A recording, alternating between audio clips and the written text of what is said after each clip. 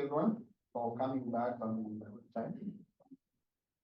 So now we are going to have Sarah, who's our speaker. Sarah Espima is the founder of Human Dignity and Environment Care Foundation, therefore.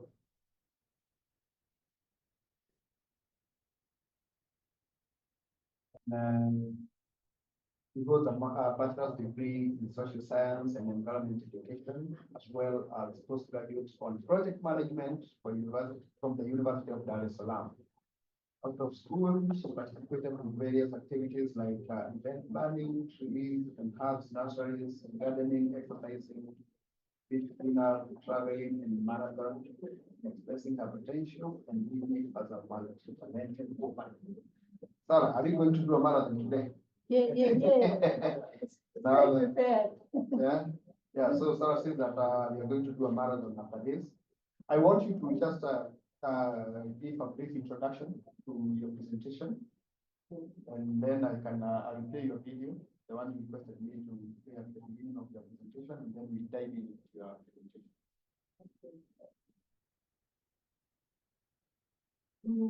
Afternoon. Oh, evening. Not it. Afternoon. How are you? Yeah, okay. So as introduce me, my name is Sarah Prima. I'm Executive Director of a non-government organization called UNCTAD, Human Dignity and Environmental Care Foundation. And also I'm expert on the circular economy. I'm working with ASEAN, African Circular Economy Network, based in South Africa, but it has a lot of branches in different countries in Africa. And I'm working with journalists. I'm happy to see some of the journalists we are working together. We have program, we have projects. Really? Yeah, Jennifer, some of the journalists that we are working also with cartoonists and also some influencer on the media value chain. So we have the project and we are teaching them we are teaching each other because we have the media experts and subject matter experts on different angles, but we base on waste management, climate change, and conservation in general. So my presentation today is to take you on the blue economy definitions, principles, as well as circular economy. I know it's simple, so I need you to interact more. Everyone knows about the blue economy, so we'll be together. Then we share the opportunities on the blue economy as well as on the circular economy value chain. So to start with, I'll start with circular economy, because I know blue economy you already experienced here in Zanzibar, and you experience more, and you read more. So let's start with circular economy. Before playing a video, so what do you understand about circular economy? What Madagascar? I guess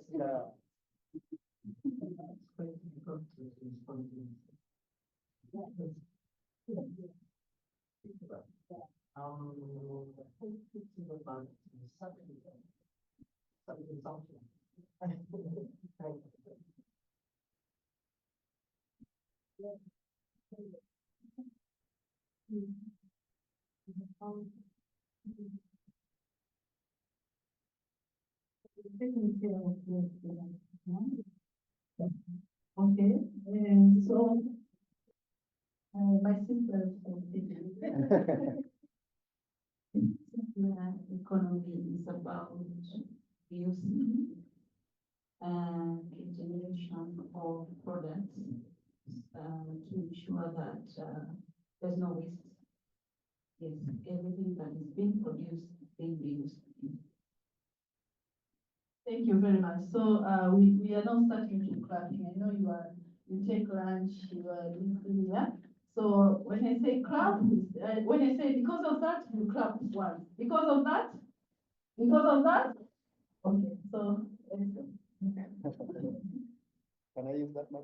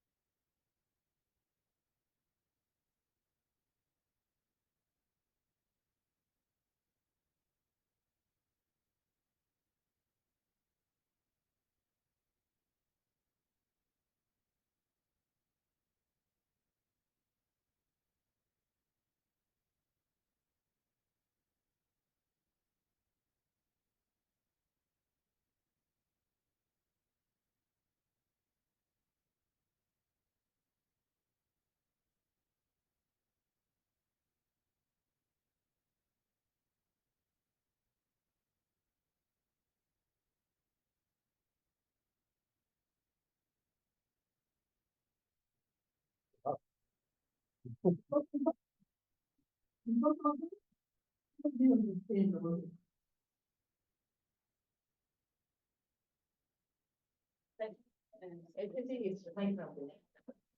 Yes. Yeah. Everything is recyclable.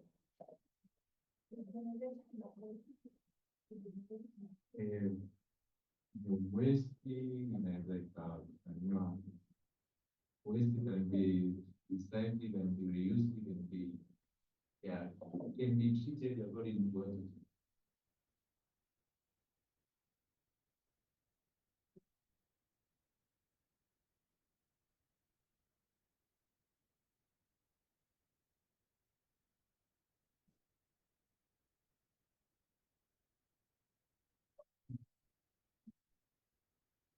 Oh,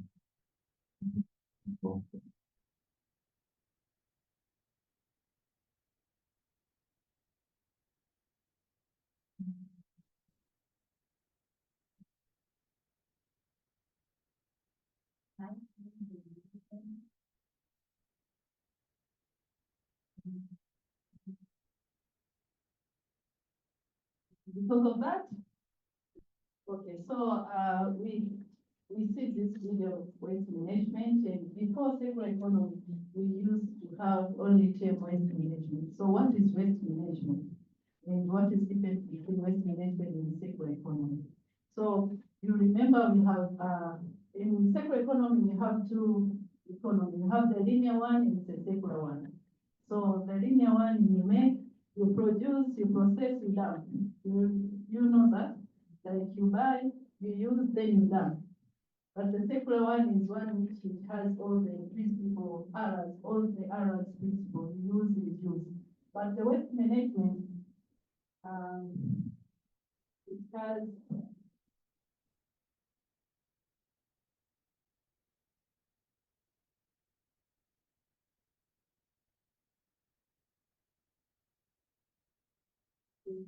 has transportation, processing. On the video, we see some, those kids are sorting the waste. Before they mix all the waste together. But after that farmer came, he told them to sort the waste. So sorting of the waste is very important to go to the circularity. Part. So waste management is deal with collecting the waste, transport the waste, processing the waste, but it doesn't deal with designing the product from the start. Before you want to produce anything, you have to think. So your mind, you have to think this product can be reused, can be reused, can be recycled. How the end life of this product can be. So when you are thinking from designing the product to end life, it is where the waste circular economy comes in. But waste management is dealing only with transportation, treating the waste, make sure the waste is treated where it's go to dump site. Like a lot of our municipal, they take the waste from community and to dump site. I don't know from other countries. Kenya, are you doing the same? Municipal are responsible for taking the waste into dump site. Yeah, Yes. they collect them. They collect it. Yeah. Madagascar. Okay. So that is waste management. So the definition on the you go to circular economy. Which page is that?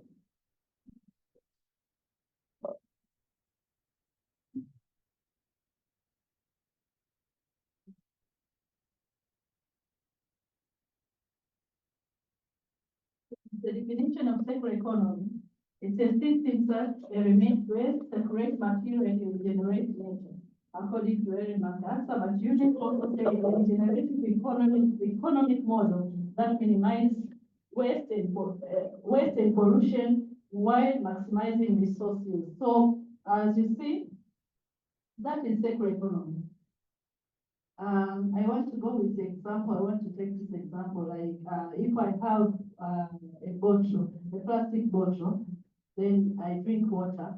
That plastic bottle collected by waste picker go to, after waste picker collecting the plastic bottle, we go to sell it.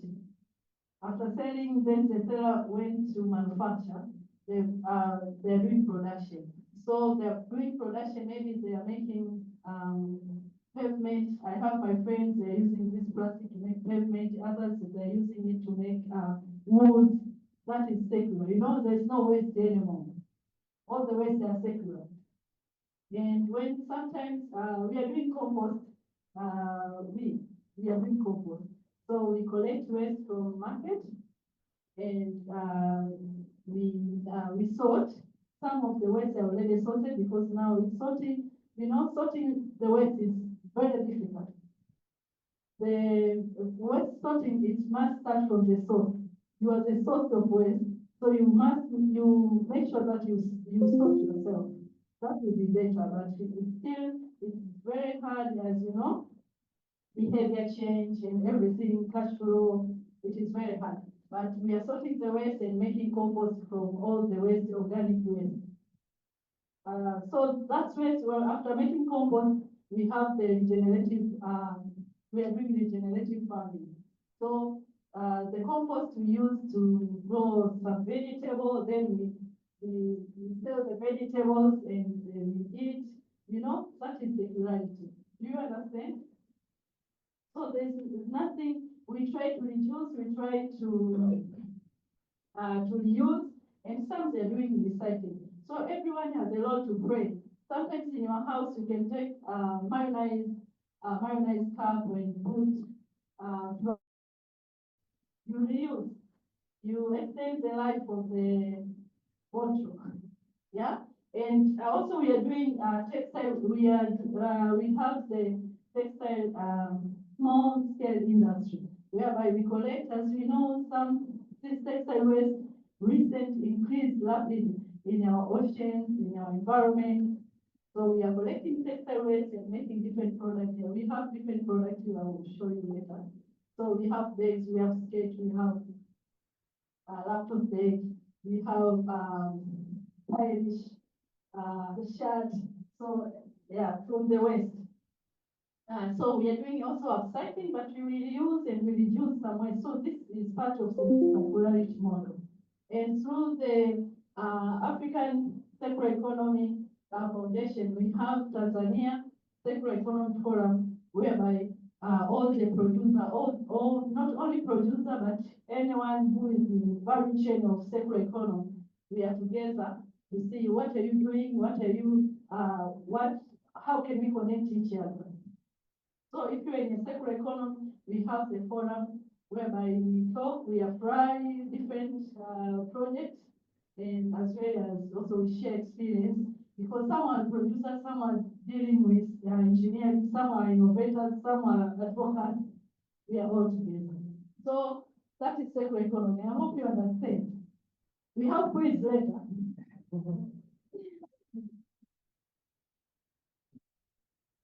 Okay. So we have the principle of circular economy. As we see, all are doing is sustainability. Everything you have to do, you have to make sure it has sustainable impact on the environment. That is the first principle. And this principle, it relates also with the blue economy, you know, sustainability, our oceans. So the first principle is eliminate waste, pollution at the design stage. You know, we are facing a lot of difficulty because some of our products here, manufacturers, they produce a product which waste people cannot pick. I'm giving an example of Tanzania. You know, we have different products like source energy drink. Do you know? Yeah. So, yeah, Pepsi. Yeah, but Pepsi also can be recycled because it has a white bottle. But those colored bottle with which most energy drink use cannot be recycled, and even the waste picker cannot collect it. So it is still in our environment. It's the one who was it's a big problem because it's also cause floods and malaria. So because the producer doesn't look at first from the designing stage, but nowadays we talk with producer and we started collecting with cheap price, cheap price. So the producer started collecting, and there's only one producer here in Tanzania who is dealing with this colored bottle. Chinese.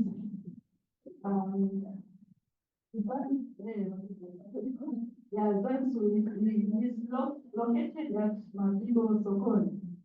So it's recycling to get the belt, different belt, and it is working. So that is the first principle. The another principle is keep material in use through recycling. So as you say, you know, we sort, we do recycling, we sort, we do reuse. So if you are keeping material to do recycling and manufacturing, that is one of the principles of the circular economy. Regenerate natural system, restore ecosystem. Like I say, if we don't pollute, you know, there's a lot of pollution in the beach, in the soil. So if we not pollute, we conserve the ecosystem and also we restore the soil, water, health, all depend on the circular economy. So that's why now you can start to understand the importance of circular economy. And you know that you can be involved in anyhow, because we are all here in the planet. Yeah? We're not. Okay. Application of circular economy. Like I say, circular economy can be applied in different matters. I don't know, we share example here, but here we do apply circular economy in the when we want to do the recycling. For example, when we use this plastic recycling, but when we reduce, we take some process, remaining process, we collect some process from the universities and make new products, and to avoid those process to all textile waste to end up in the ocean or in soil. But also you can apply circular economy in agriculture waste. Like I said, we are using compost. And you can apply yourself even in your house. You can have you can sort, because you know this is the organic waste. You can sort and use in garden, even in a cup. You can have spinach. Yeah, you can have a spray bed and plant spinach through your waste. So I encourage you also to see opportunity and to use it and to make sure that yeah, you teach others in a good way. Okay, but you can apply also circular economy in construction material. Like I said, this plastic can make wood. And my friend built 4 toilets at Ilala Primary School. You can follow, her name is Elena Recycling, and she used plastic to build in those schools. So you can use it in the construction. Yeah.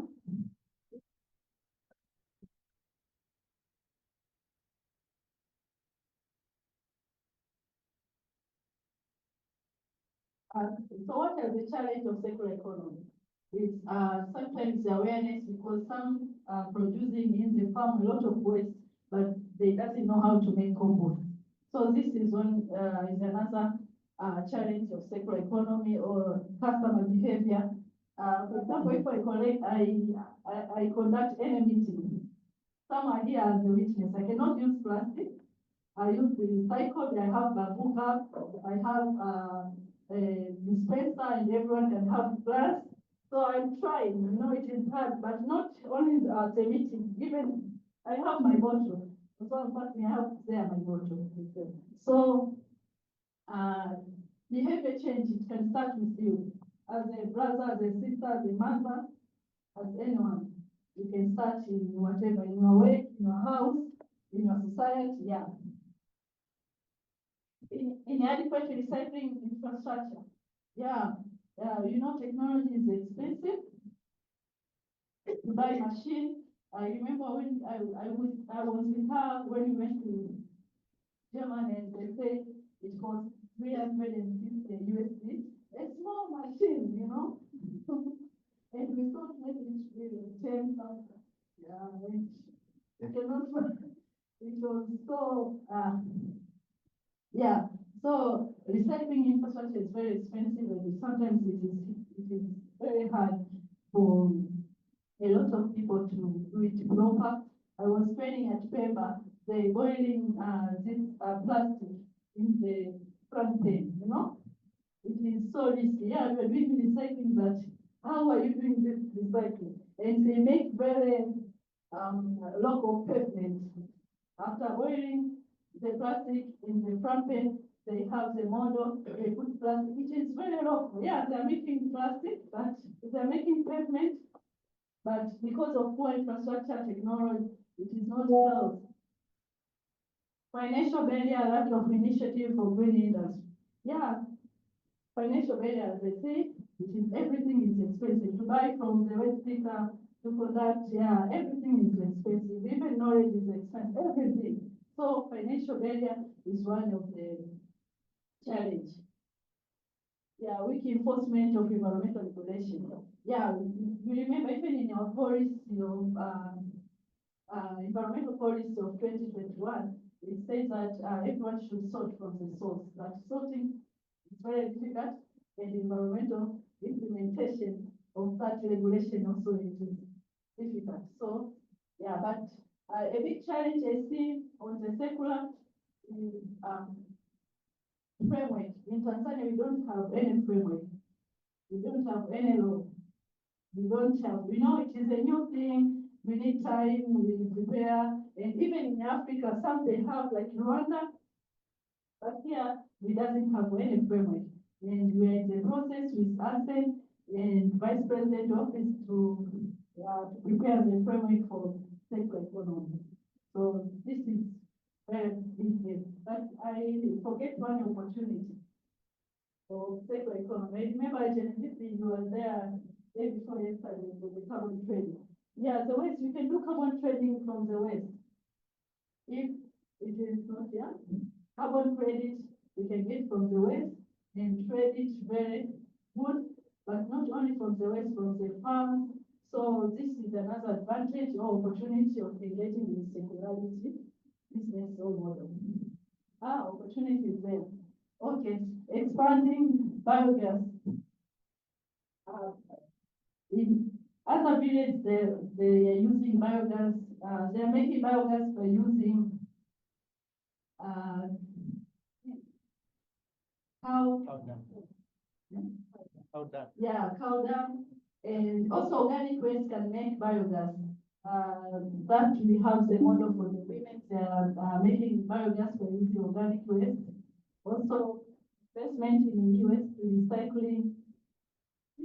We have a lot of e-waste, but market and procedures, framework, also it is difficult, but it's a good opportunity if you close the deal and get the money faster. But if you don't close the deal, you will find with the waste and give the waste. Promoting green packaging and alternative for the business. Yeah, we are promoting green packaging. Like now, I remember on the first presentation, they say banana fibers, nanasi fibers, to textile, but also the banana packaging. So we have to go back. Sometimes we say, yeah, before this, all this came, we used to be eco-friendly. Now we are not eco-friendly anymore. So who is which? Okay, that we will share, but before sharing that, Yeah. the music. Yes. So, what are you? Now I can give you anyone in mind. Circular economy. What do you understand about circular economy?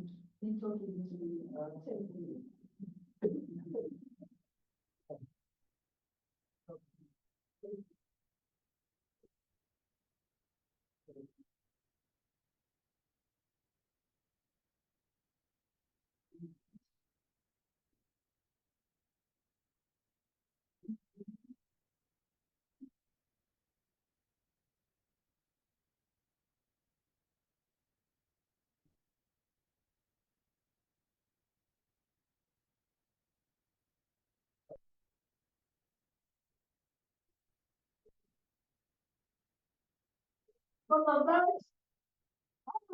because of that,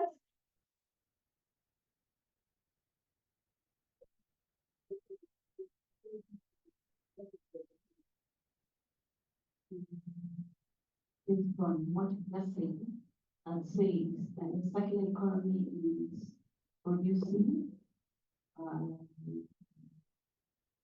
recycling, regeneration,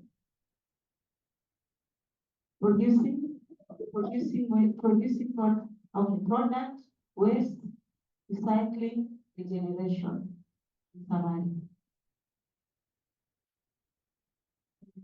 I want you to take that in designing. The circular economy starts from the designing of the product. So we have to make it in our minds that designing of our product before the end life of the product. So it will not start from taking, consuming, processing. It starts from the designing. How you design your product. What you have in mind after, for example, I use this stuff. Then what? Is it decompose? If not, what does the alternative? It doesn't matter if it doesn't decompose, but are you buying this stuff back and reproduce and recycling and produce again, even other products? So what are you doing with the product you want to produce? What are the impact on the environment or sustainability of the product which you want to produce? In order for the product to be sustainable, it has to go through all the others, and it has to have good impact on the environment. So if circular economy is starting from designing to end life, designing to end life.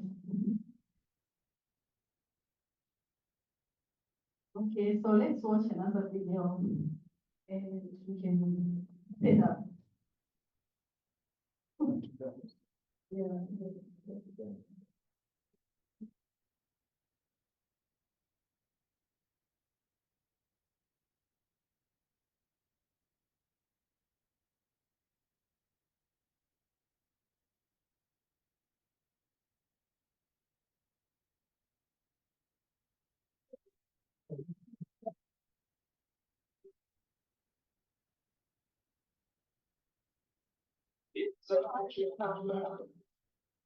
Those 2 times 3, 3 times 6, 8, out the bed,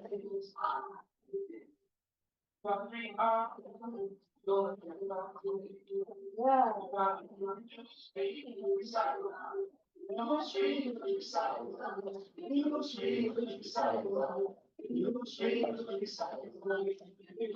Mark the box so much, you gotta bring it home, don't take it, none of it, do it your way. You gotta you brother always still got some fun, you try to hunt for the possible, I hold you years. Gotta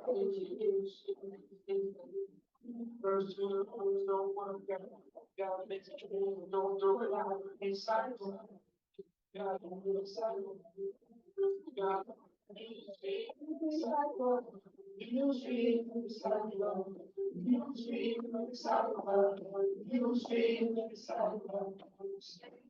Oh, it's my number.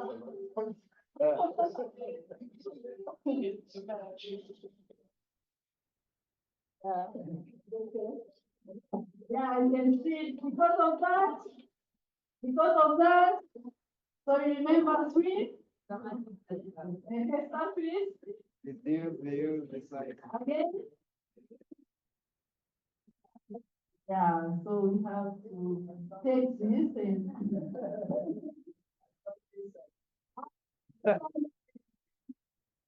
yeah. So before I go, let me go to before I go to blue economy. So if you have any, because now you can remember, you cannot shift to blue economy without asking questions. So I got some questions for circular economy. Sarah, let's take the presentation first. Yeah, just continue to the blue economy. Okay. And then you have a maximum of 10 minutes. And then we have Phil come and do his presentation, and then we can take all the questions together. Okay. As we head towards the end of the day with the base quiz or the program quiz. Okay. So page your mind. Now we are taking a vehicle. We are going to blue economy agenda. So I know you understand and you know about blue economy. So in a simple definition, what do you understand? We have a lot of definitions. Yeah. So what do you understand about blue economy?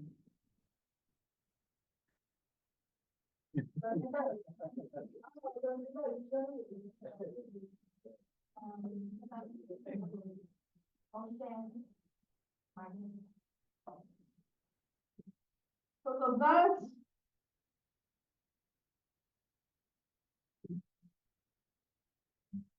to inform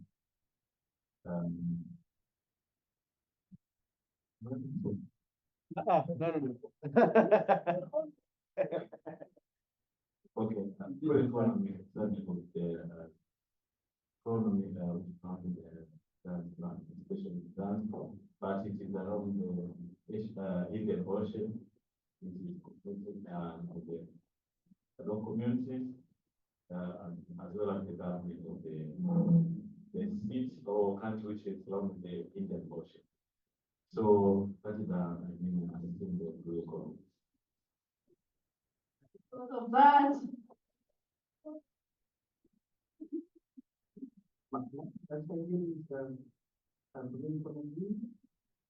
It's about any links between society and anything link to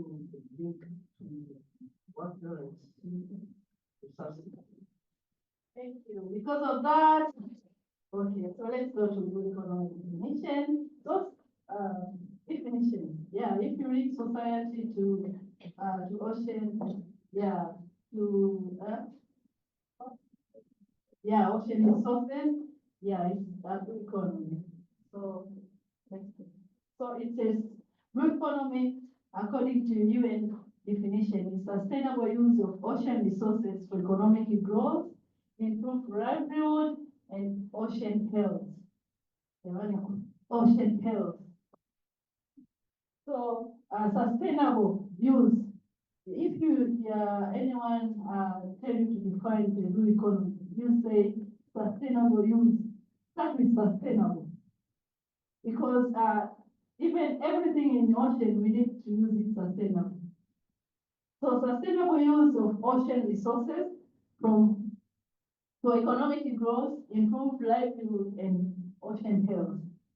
So that is blue economy. So according to UN definition, but what may define blue economy as sustainable use of ocean resource for economic growth, improved livelihood, jobs, while preserving the health of the ocean ecosystem. They just extend, yeah?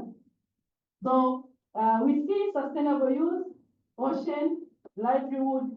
So like Madagascar brother said, society, if we empower society with ocean resources, yeah?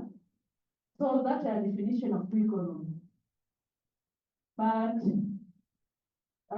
in Swahili you can say matumizi endelevu ya bahari na rasilimali zake kwa kuwasaidia wa jamii, si ndio? Hapo tunakuwa tunasema blue economy. But in our policy, the blue economy, Tanzania policy for blue economy of the new policy of 2024 also define the blue economy like like this definition say, but it adds not only ocean. So when we talk about the blue economy here in Tanzania, we talk about ocean, lake, river, dams, groundwater, as per the policy of blue economy 2024. So all this water, they mean a lot of blue economy. So ocean, river, groundwater, yeah, so that is blue economy. And in Tanzania, also I go in Tanzania, then we go abroad. When we talk about blue economy, there's not only one sector, it is multi-sector. It has different sectors which are engaging in blue economy. From fisheries, you can see, fisheries,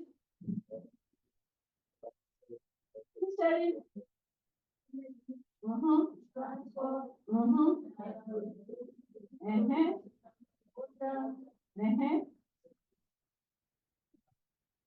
water.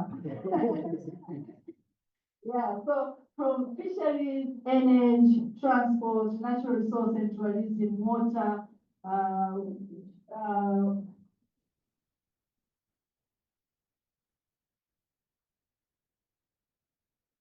yeah. So blue economy is multi-sector because ocean doesn't have a barrier. No? And this also, it's a challenge, it's good because we share, sharing is caring, but sometimes like us, when we do the waste auditing and branch auditing of the waste, we found some waste are coming from all over. We don't have that product here. The branding is not here, but we found a lot of waste are coming through the ocean. Because ocean doesn't have the value. But maybe even our waste also, they're going somewhere. Yeah, so that is the matter of ocean. So the principle of blue economy, like I say, sustainability. Remember when we talk about on the circular economy, sustainability. Even here, when I started saying, when you define blue economy, remember sustainability. So the first one is sustainability. Utilizing marine resource without harming the environment. Are we doing that? Are we? Okay. So that is the first principle of blue economy. The second principle is resource efficient. We have to use resource efficient. Like Mahfouz told about the overfishing, using bad gear, you know, those are illegal. And innovation and technology, investing in marine research. Yeah, we need research. Even like 3 weeks back, we had a big conference for the first time, we have this ocean governance in Tanzania and blue economy. So, it's going to do a lot because, sometimes we don't know how to report. As I said, this is multi-sector sector. It is sometimes you have to go, for example, let me give you a real example. We are doing mangrove. And we found a lot of salt pans in the mangrove. And those salt pans, those people who are doing that, they're getting a license from Ministry of Mining. And we're in mangrove. So without this intersectoral engagement, sometimes it is difficult to deal with one issue. And so the biodiversity, they destroy some ecosystem, you know? So it is difficult. Social inclusion. Yeah, this is my angle. We have to remember everyone. We are not leaving anyone in the chain, especially women, youth, social inclusion. In order to everyone to benefit. You see, that's why we see now a lot of women are engaged in civic. So we want more technology. You know, engaging in one thing for me, that is not lightening anyone, any press. Engaging in this one thing, but to be big, to be a bigger business, like you say, okay, this woman, she's doing a big business in the civil value chain, not small business. That is when you say it's a social inclusion. So I'm not talking about gender, I'm a gender. So I'll not finish.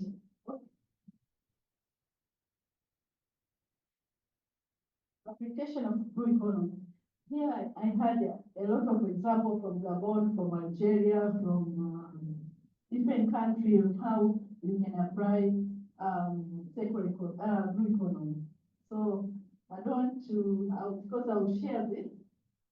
We have that application I want to share from Gabon. Oh, Ghana. Oh, sorry.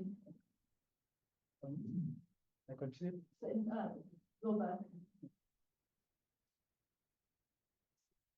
Senegal. Senegal, yeah, Senegal, Egypt.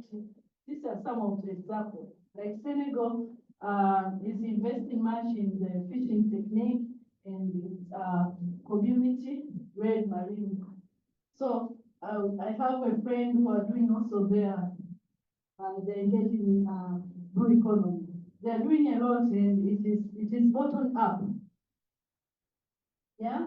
So they are one who pushing to go fast. And if communities, they have ownership and they get capacity building, I believe they can do more and they can bring faster impact. So Egypt also, they are reading aquaculture. We have Seychelles, Madagascar, Kenya, Tanzania. So I want you to share examples from your countries. What have you applied in the blue economy? So that's why we know we have seaweed, we have tourism, we have ports. So I start with my sisters.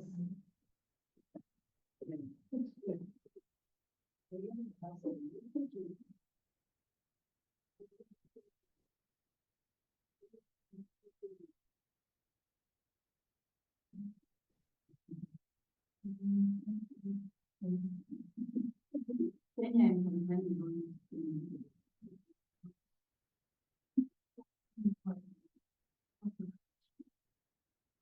Especially along the Lake Victoria. Yes, there are women. I know of women who are practicing that, and they are doing very well. Because of that,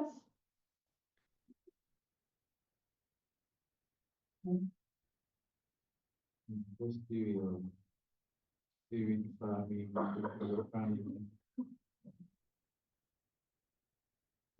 emotions, rivers, projects, for instance, yeah, we also have that one in Tanzania and Uganda.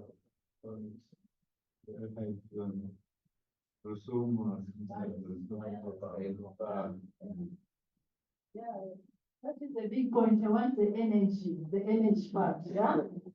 Yeah, so, Sala, I request that you be doing your final, okay, so that okay, you can have the last presentation, and then after that you will take a few questions. okay, Yeah. thank you.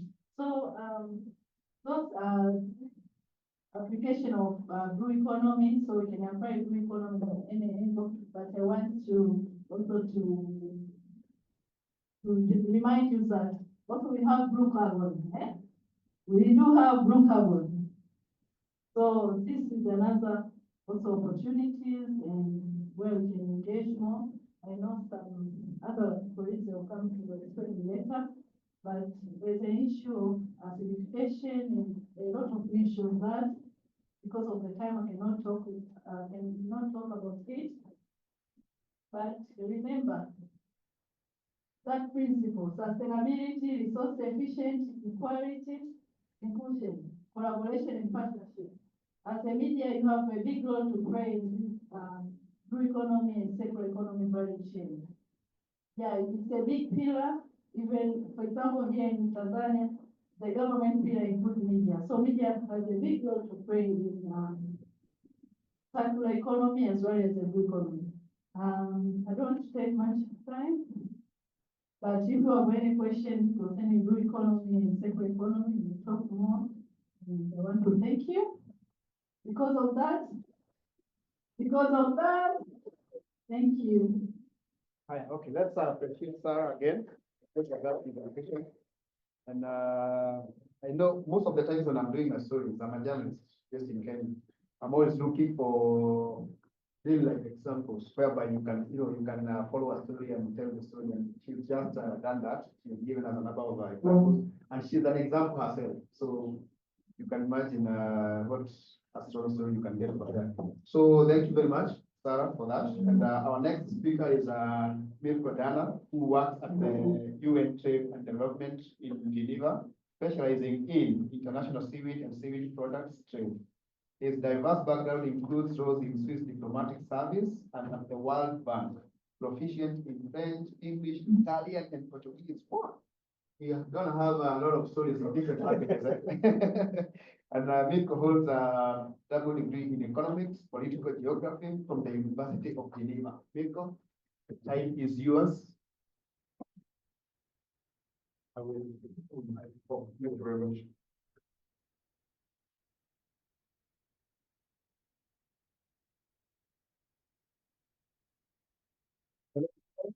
Come down more. How about in the Ah. Kiswahili changu ni kibaya sana.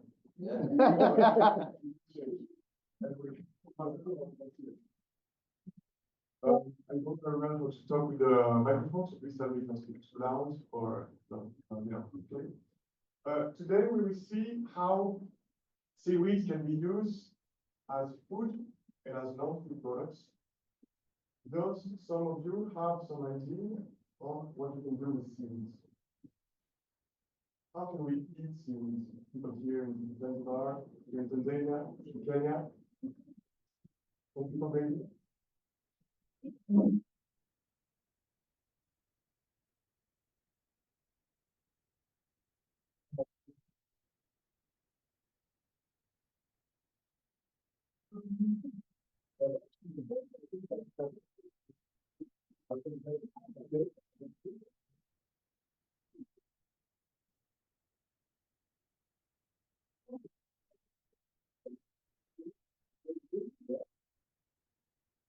Very fast for yeah, series power, right? Fantastic.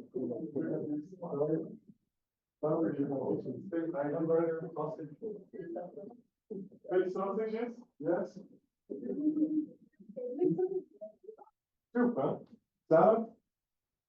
Here with a lot of seafood, I don't know. Is sushi common in Tanzania, in Kenya, in Madagascar? Yes.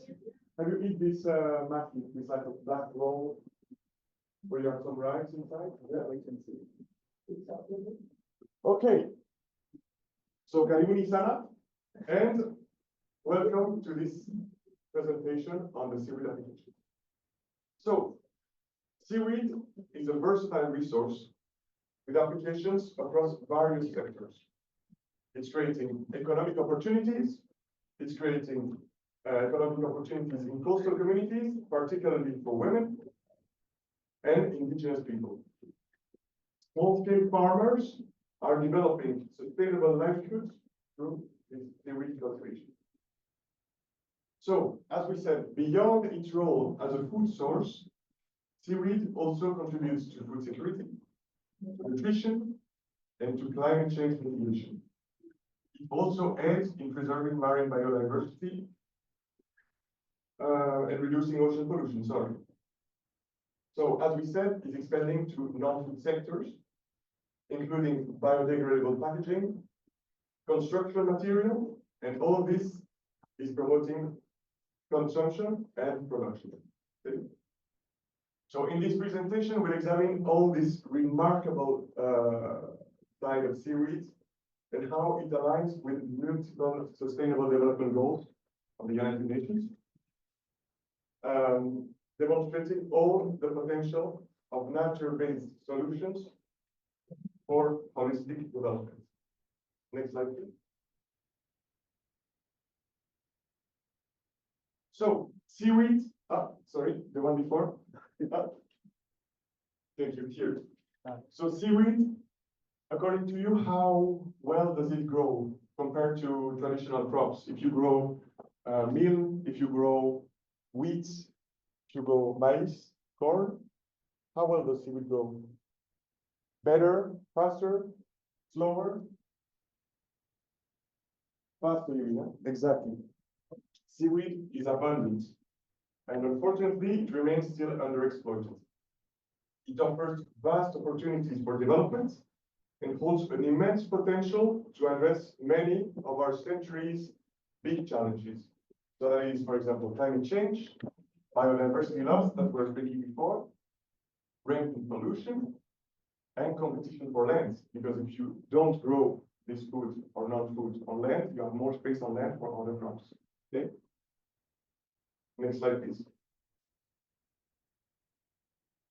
Since 1950, the seaweed sector has been exploding in terms of seaweed cultivation. Just to put it into perspective, the volume has increased 1,000-fold since the 1950s, sorry.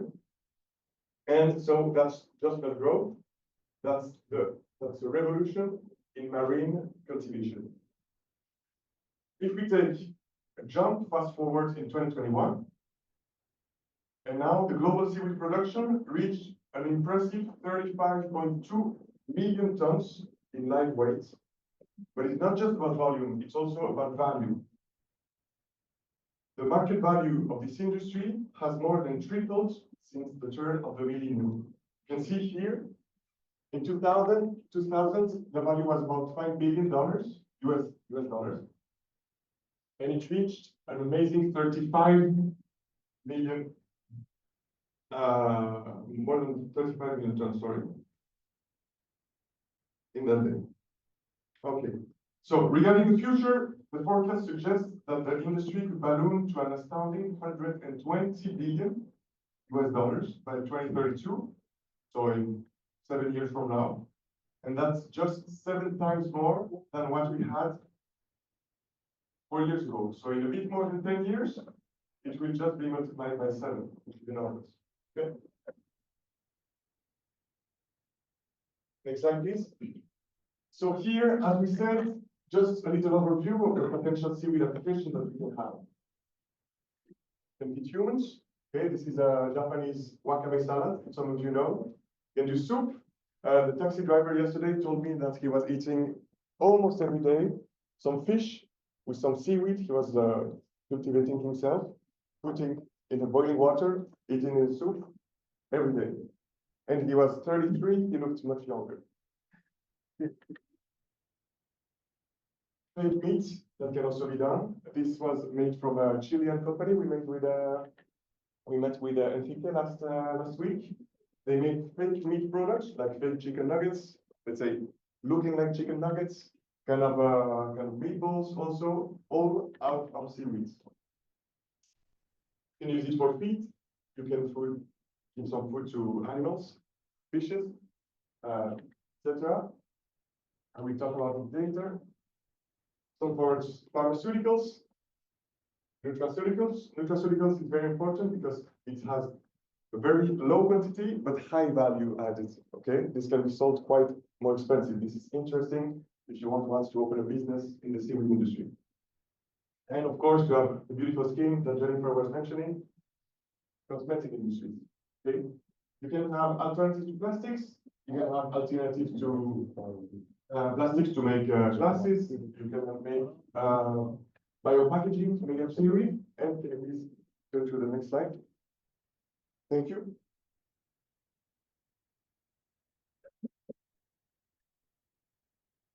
With some kind of microalgae, which is you have the macroalgae, which are the big ones. The micro, if you heard about spirulina, for example, this looks like a microalgae. You can make biofuel out of it, so kind of to make the engine work. You can make a lot of environment works, especially to store carbon, to filter water. And finally, you can use it on the crops, which is very promising because it can act as well as a biofertilizer to grow plants faster, as well as a phytosanitary product I just meant by that pest controller. Next slide, please. Thank you.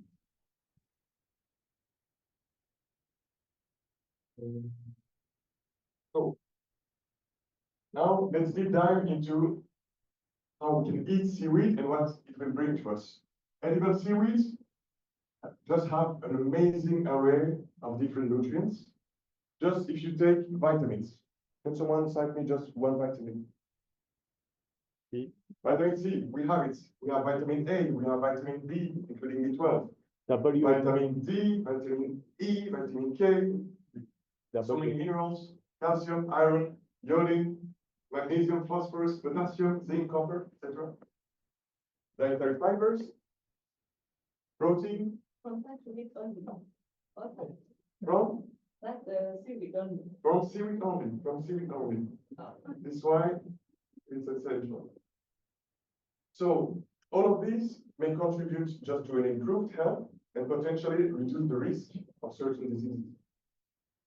Very importantly, they can provide some nutrients that sometimes lack in the terrestrial crops, so the crops on Earth, especially the ones that are depleted with depleted soils, where the soil is not so rich anymore. So it is a low-calorie food source, low calorie, however, nutrient dense, with a lot of nutrients.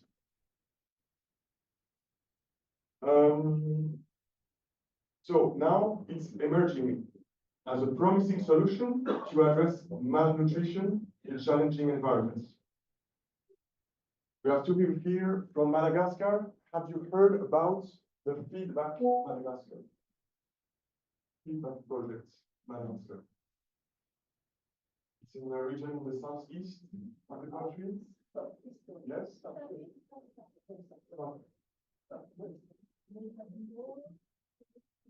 I think the project is in the southeast. Let me see my notes.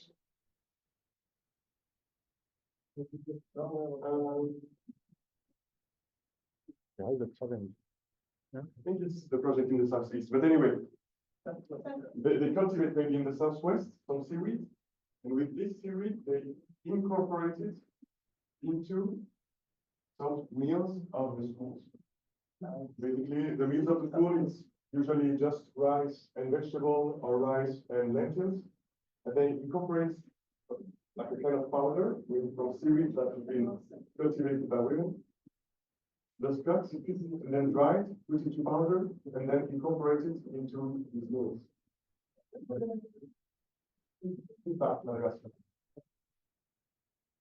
With this, they check the difference, like nutritional difference, to the quality of the food that was before adding this added seaweed and after.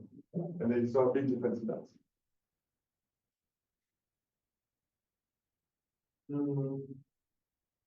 Yeah. Then if we look at beyond human consumption, you can see that Animals can also benefit a lot from eating seaweed. You can feed just classic livestock, poultry, pigs, fishes, and all of them, they have these studies, they all benefit in terms of well-being and just in terms of the quality then of their meats when we incorporate some seaweed in their food. So it has various applications in terms of food. Can you go to the next slide, please? Thank you. So here you can see a lot of examples on how seaweed can be eaten. We talked about this before. This was the sushi I was mentioning, very photogenic. The salads or soup that you can make. And here the complements, like food complements, called nutraceuticals, that are again very essential in terms of business. Can you go to the next slide, please? I'm sorry, I just forgot to mention also, have you heard about agar-agar? Agar-agar? No one? Kind of a gelatin, fake gelatin that you can extract. It's like vegetarian based, but of course it's made out of seaweed. And they use it as a texture, like as a pigment. For example, we have it in the toothpaste. Why the toothpaste is not just with water texture before you put it in the toothbrush? This is meant to do something. Okay, so let's deep dive into the non-food applications. Also very interesting, especially when trying to start a business. So first, in agriculture, we see that seaweed are a green alternative to chemical fertilizers. So it helps to grow plants more rapidly and to pesticides. So at the same time, it enriches the soil, and at the same time, it prevents pests to grow at an alarming rate. This is, by the way, one of the only substances in the world that can have both of these actions at the same time. Then for energy production, seaweed is like an exciting prospect for biofuels because it grows rapidly and it yields high biomass and it doesn't compete with food crops. This we do it with especially microalgae. It's a bit more different because it has to be done in some artificial water plants. Then, when we talk about pharmaceuticals, there can be a lot of different applications also. It can have anti-cancer properties. It can have anti-cholesterol properties. I was just reading about this because my grandfather has Alzheimer's disease, so I'm quite looking a lot into this. There are some new medications within China that are very, very promising in terms of fighting Alzheimer's disease. Okay. But it still has to be confirmed by some foreign studies. In cosmetics, we saw also that there are some nutrient-rich properties, some nutrient-rich elements that are inside. We will go all together this Thursday on a field trip to Mwani Center, Mwani Zanzibar. I'm sure that many of people of you that work in journalism in Zanzibar have already been there. We see that it's a very fashionable center, especially aesthetic for people. So, and just lastly, about the textile industry, out of seaweed we can make some sustainable new fibers that have some interesting properties. There is a British startup that made some t-shirts, like technological t-shirts out of seaweed that at the same time the seaweed and the t-shirts nourishes your skin and your sweat nourishes the t-shirt because it's quite expensive for the moment.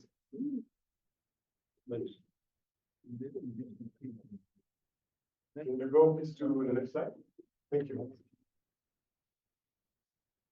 So now we saw before talking about blue economy with Sarah, going now a bit more into my angle with the seaweed index. Algae can be a substitute to seaweed. It can be used make many things we would make usually only with plastics.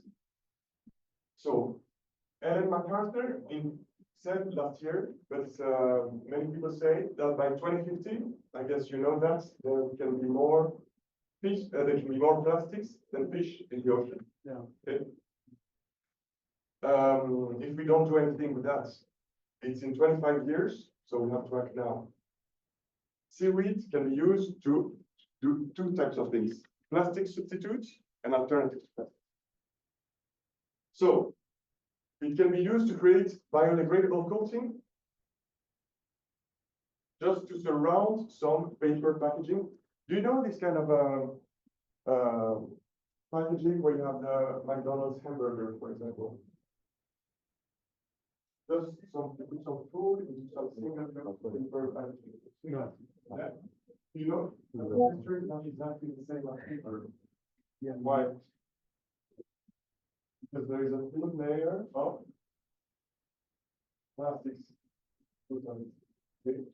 So this prevents it from being biodegradable, and it prevents it from just being recycled.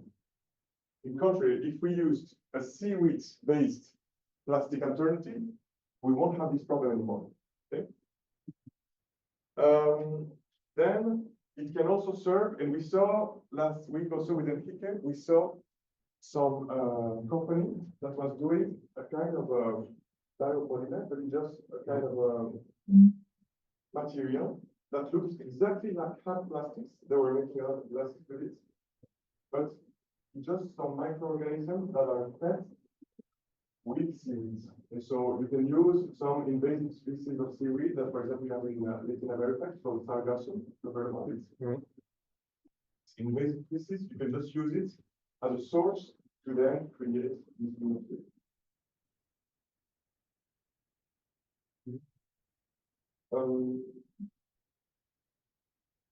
So yeah, can you go to the next slide, please? Just to mention again, what is the source of plastic? How do we make plastic? From what we make plastic out of? Oil. Oil, petrol. Carbon. So yeah, we take the carbon out of the atmosphere, out of the earth to put it up on the atmosphere. No, this kind of problem, and this just is a rupture of the circle of carbon.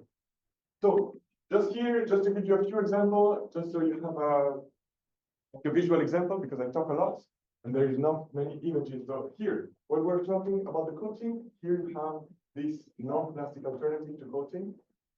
So for example, McDonald's or any other ones could use this so that there is no transfer of humidity between the food and the packaging. So you don't destroy the food and you don't destroy the packaging at the same time. Here, this is the kind of hard plastic, as what I was mentioning. These are all only microorganisms that has been fed by seaweed. And here is my favorites. You know, there's a lot of people from Kenya here, very good marathon runners, famous worldwide. In a marathon, usually, how do people hydrate themselves? They hydrate themselves with bottled water, single use. When people run, you have 1,000 bottles of water, and you just take them, you have a sip, you throw it away. This is the basic. I don't know if it's the same right here. I think it is. Yes.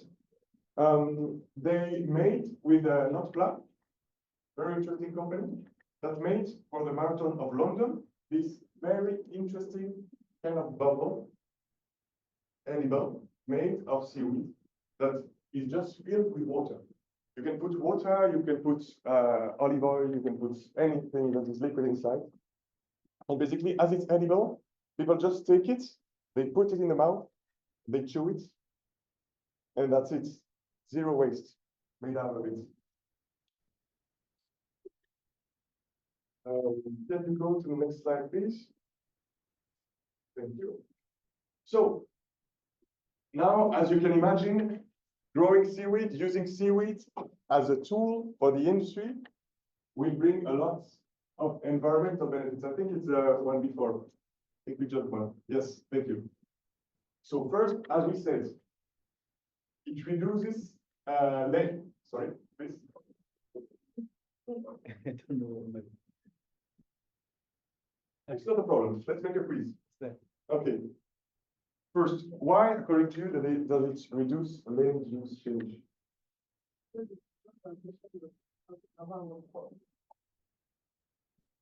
Even with the land frequency, you need a sea or water body. Fantastic. I forgot how to say fantastic in Spanish, but I mean, Maybe it's the same word, huh? why? No, it's not. About capture, like carbon capture and carbon storage, according to you, why does it bring a lot of advantages?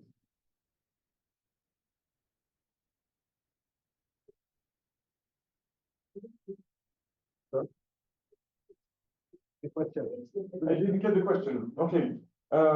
Seaweed cultivation will help to capture the carbon that is in the atmosphere, like CO2, greenhouse gases. Why? Photosynthesis, yes, exactly. And what kind, just imagine, this is just for you, imagine, like, just if you imagine the cycle of carbon, you imagine that, for example, the trees, they absorb the carbon, then when the trees die, they just collapse, and they rot, and they decompose, and then carbons come back to the atmosphere. This is the cycle. But with seaweed, what would be the main difference? As seaweed is not in the earth, but is in the sea. Like all of this carbon that is captured, is it necessarily going up again the It's sink down. Okay, I think that process is our illustration. Yeah, our illustration. That ability of absorbing atmospheric carbon that is performed by the sea, or the seaweed and the other algae, phyto, something with a platform, something like that. Some sort of organism or plants in the sea that have the ability to absorb the atmospheric carbon. And of course, this carbon is stored deep in the sea. That's how storage? Why? Because my friend from Madagascar. The carbon is actually stored in the sea. Stored in the sea because some of the biomass. Yes.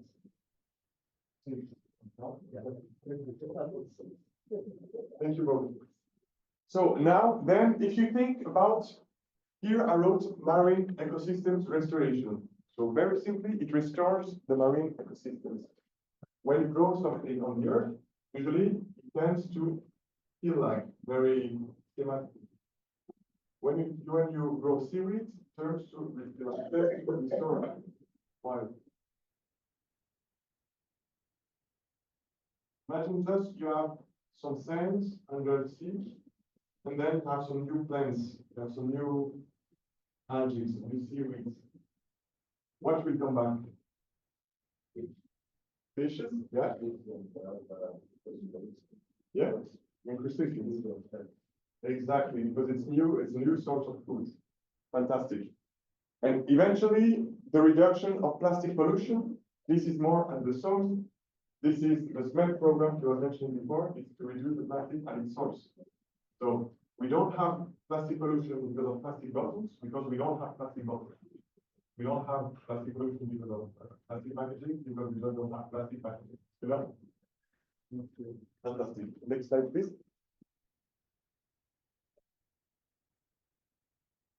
So now we talked about the environment. Usually we like to talk about three things: environmental, social, economic. Let's deep dive into the economic system. The one before, please.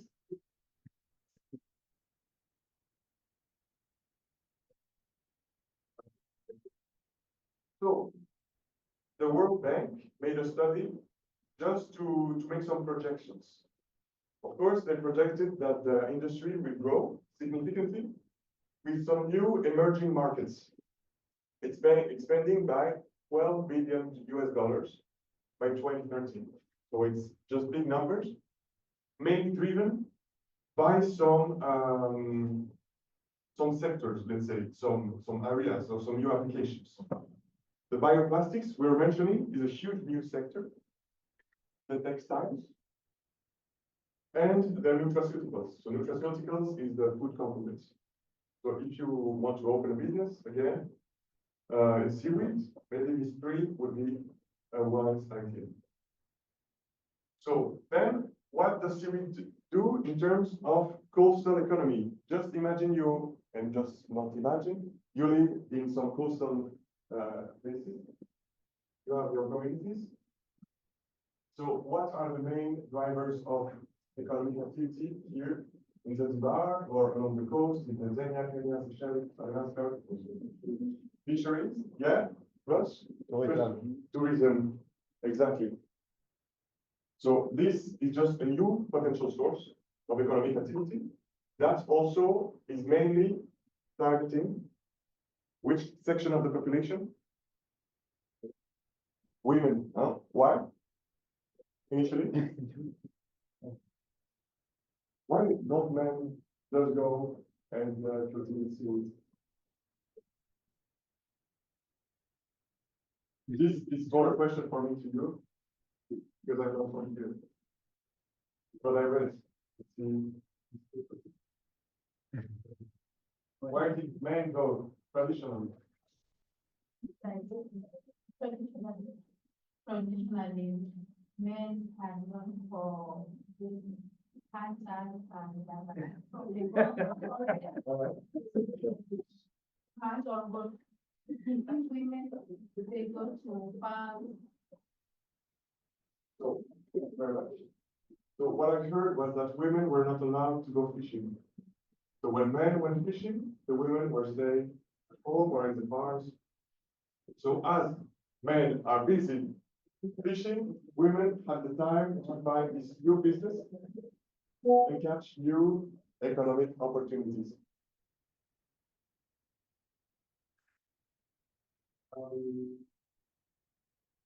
So something different also, just imagine you are the president of Kenya, of Tanzania, Madagascar, Seychelles, Switzerland.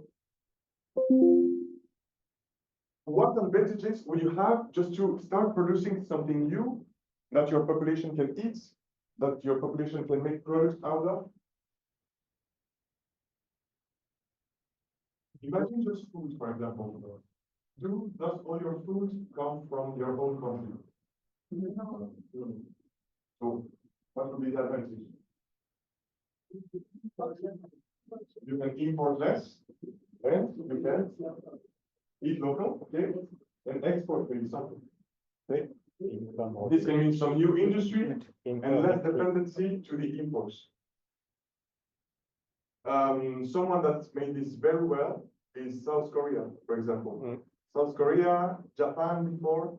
Japan, just after the World War II, they were like in a terrible economic condition. And there was almost famine. And thanks to how they learned on how to cultivate the nori seaweed, is like the one around the sushi. They didn't know before, they knew how to cultivate it. After this, they could help a lot to preserve population from famine. Same in Ireland. Now in Madagascar, there are some projects on it. So, yes, let's take the example of Asia instead. Can you go on the next slide, please? Thank you. Finally, socially. So, seaweed farming, the culture is just closely linked to many things. Food security, income, livelihoods, and traditional knowledge of rural coastal communities, particularly for women, as we said, and for local communities. Just let's take an example at the beautiful country we're in, Tanzania. Here, it serves as a vital source of income, particularly for women, as we said. And according to you, what is the proportion, like gender proportion? How many women in percentage work as farmers in the farming industry? Seaweed, Or seaweed. 80%. 80%, right. 80% are women. Huh? Here's a month on it, but, oh, So just to say that this means a high or extreme gender inclusion, and this promotes economic empowerment and independence for women. Also, seaweed farming diversifies livelihoods, because as we said, traditionally people go fishing and you have a lot of tourism in these areas. So this makes a third potential, very interesting source of income that, moreover, don't have all these potentially damaging effects for the environment that you would have with fishing and tourism.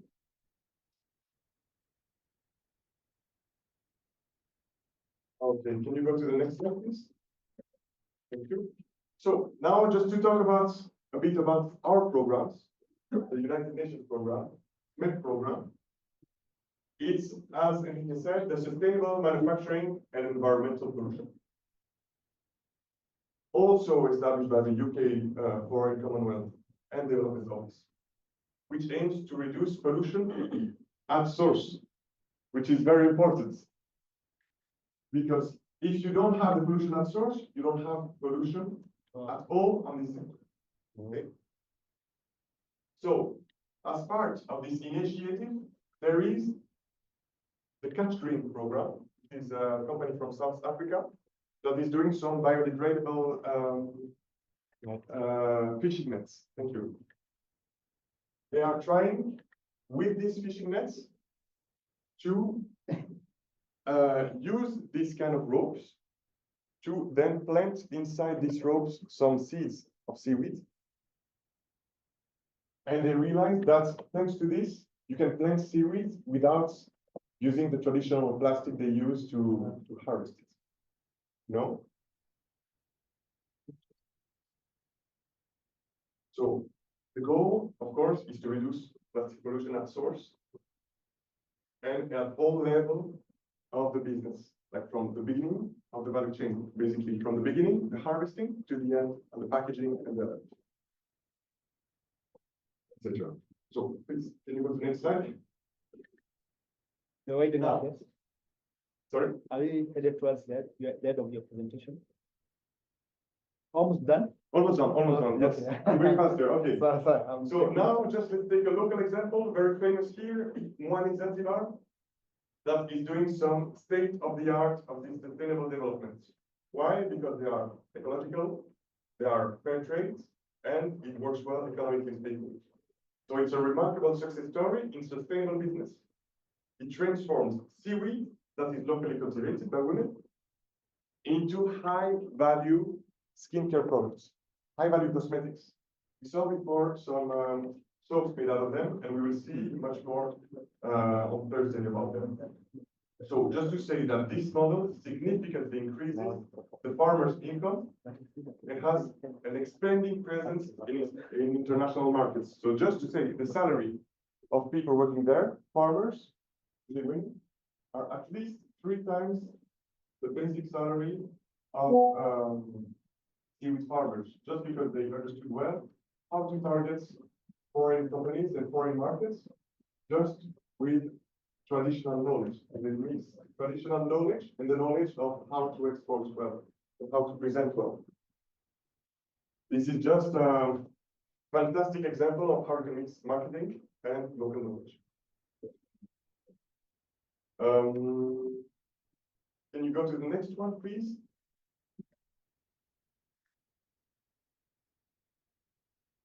So, one before. Here to say, do you know this magazine? Vogue magazine? yeah, Yeah. fashion. Fashion one, very famous, very ubiquitous everywhere in the world. They talk about them. I also saw them in some Romanian journal. I saw them in French journal. They're extremely famous just because they match this intermingling of these two. Foreign knowledge, local knowledge, mixing technology and tradition. So now we talked, it was a tribute to seaweed. Let's also talk about the reality and the potential challenges that it can face. So climate change is affecting the temperature of water, so it is affecting the potential seaweed that we farm. Some species may not grow as well as they did before, back in the days.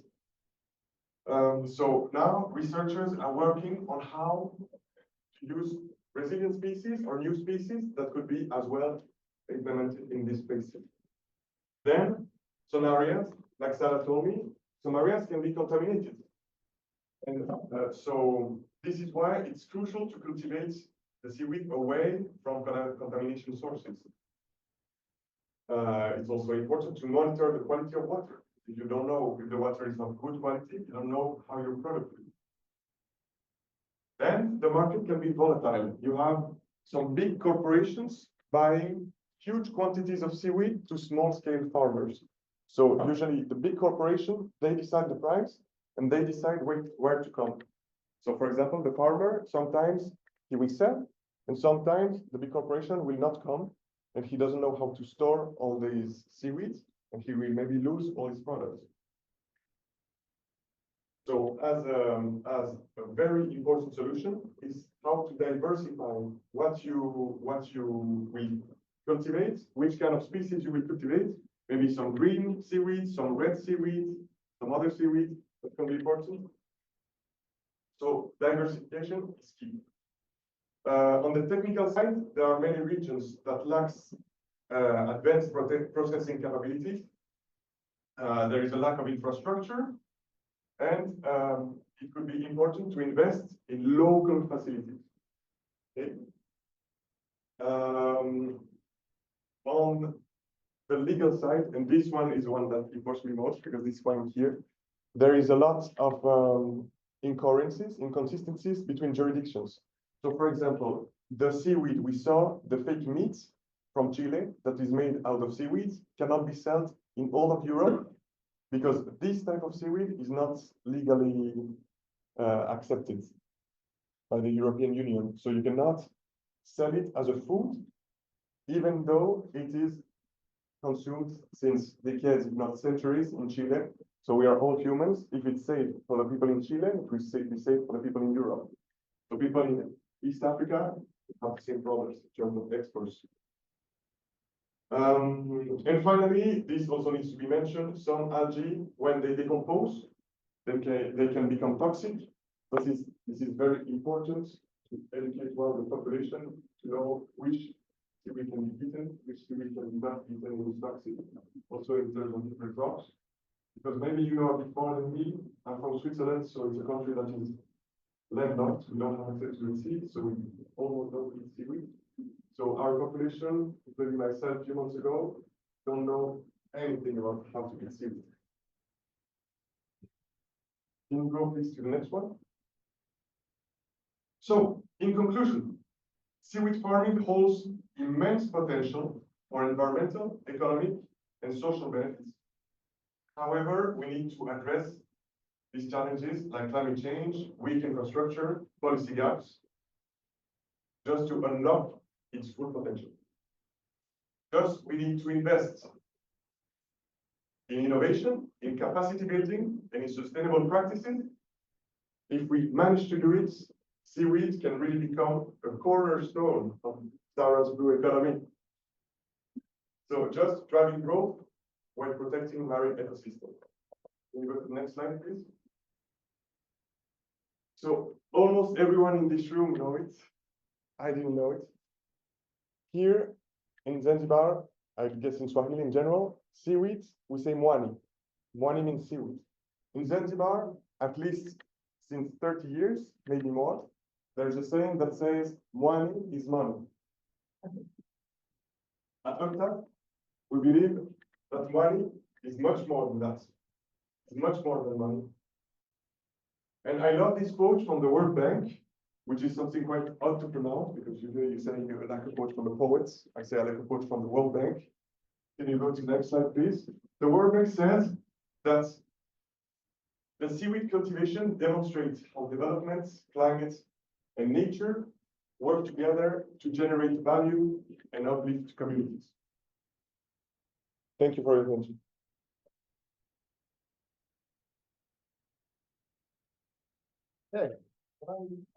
Money is Money money. is money. Josh, as you say now. So thank you very much. Let's appreciate Milko again. And both Sarah and Milko are here tomorrow for other sessions. Is it tomorrow? Oh, we are with you on Thursday. On Thursday for sure. For the civic visit. Because we are running out of time, can I give a chance for 2 questions? Just 2 questions, either for Milko and for Sarah, so that we can go and have some rest for tomorrow. But let's take that and then you see the much you can give.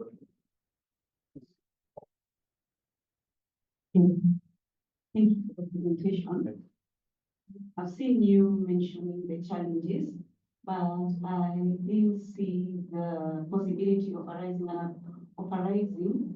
of another challenge. I see with all these advantages mentioned, perhaps in future we could witness a situation whereby there's a rush for people going to the sea to harvest and cultivate these. Don't you think there's a probability of being another danger maybe of environmental degradation in the seas? And also, Because of seaweed, you say, because of. yes, going to Like invasive species. exactly. Yes. People going there. There are others who are going to use very funny ways to get to these plants. Don't you think that it's like we are transferring the problem from the land now to the sea? Yes. Respond right now or? Okay, let's take. What was the other question? First, yeah, no, that's comments. Oh, okay. Oh, I thought you were giving me your chance. No. Okay. My question to Sam, to actually, what are the challenges and the opportunity in waste recycling, especially from the informal sector, specifically in the restaurant? And another one, we have like take-driven solution in for waste management in urban area, where you can give me an example, maybe in Dar es Salaam or here in Zanzibar, if we have those examples.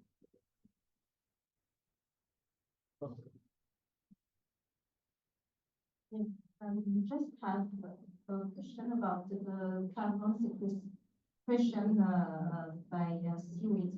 As we know, mangroves can store about 2 to 4 times more carbon than forest. And do we have data about this?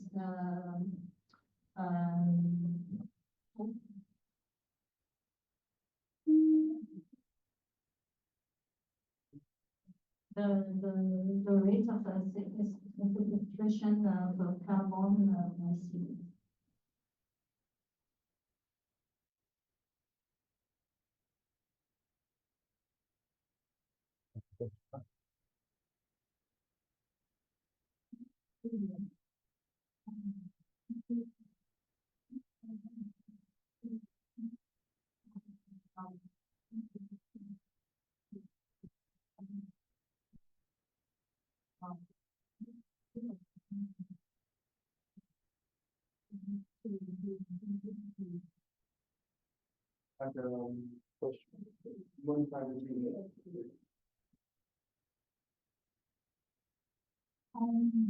I was just thinking out loud. Do you think it's sustainable to replace plastics with biodegradable plastics from seaweed in the long run? Like we stop using the plastics that we're using and turn to the biodegradable.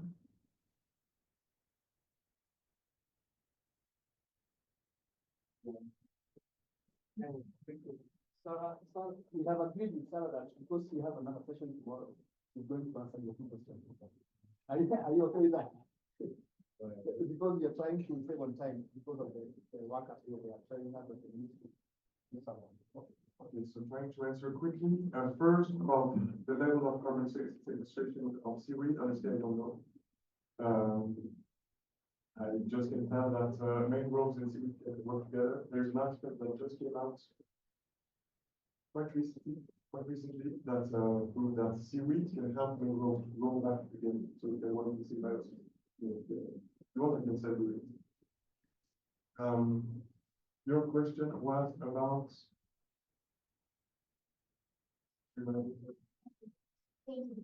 Sustainable at the long time, at the long term, yes. So my opinion is that the best material we can use ever for packaging is the one we don't use.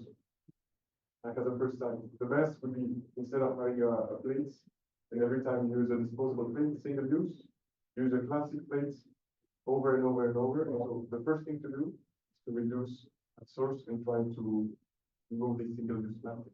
For the things we cannot, when it's impossible, maybe for some tourism areas, some food trucks, might be much more difficult. This, of course, it's a much more sustainable alternative to plastics, even though it is still single-use. No? There was a question about the genes. Maybe, I don't know, maybe you know something about genes modification with seaweeds. But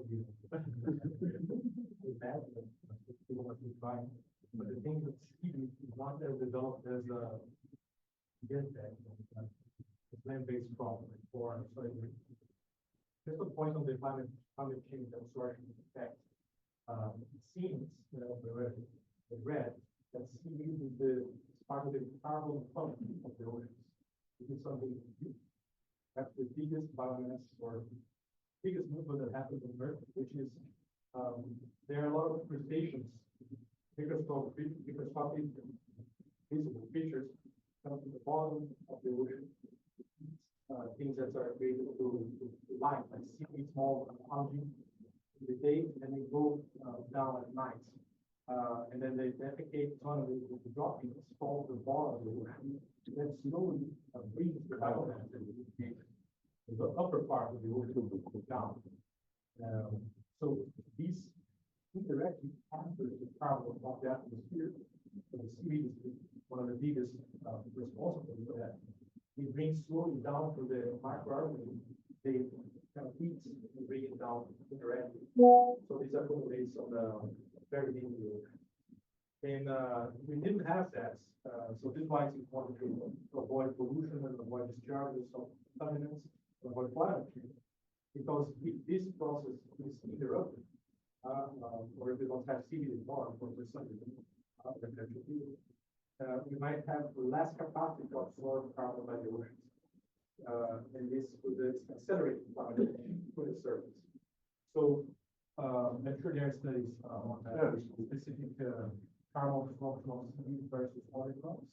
They think that things sink there, right? So if it brings the carbon down, it traps the carbon there. It's something good for the climate. Thank you. And something very interesting is that they have a huge project in the coast of Namibia with some petrol fields, where they can just use these fields to attach some big ropes where they plant some seaweed, and out of this it stores so much carbon as the yearly emissions of the Netherlands. So it's just enormous. 20 million people in the Netherlands, not as much as here. And last question was about the sustainability, right? Sustainability of planting seaweed. Something that is extremely important is to be careful of using local species. If you're in Zanzibar, you will use species that are present in Zanzibar. You will not take some species that comes from China or France, or, the French are very invasive. Very important just to keep local species, so just that you will not harm the environment. The first thing is, first, do not harm, and then we'll see.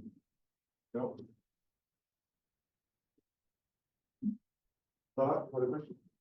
Okay, question to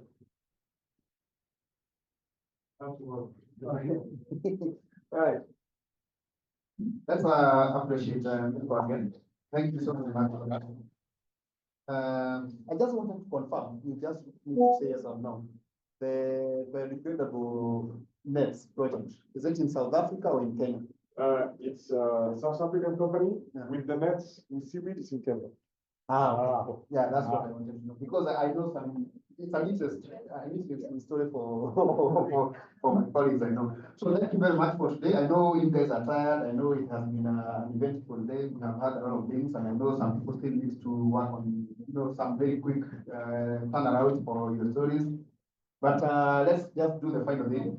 And, don't write a lot of things, just say A, B, C, or D, so that you can, go and have some restful evening for tomorrow. Can everyone see the questions on the?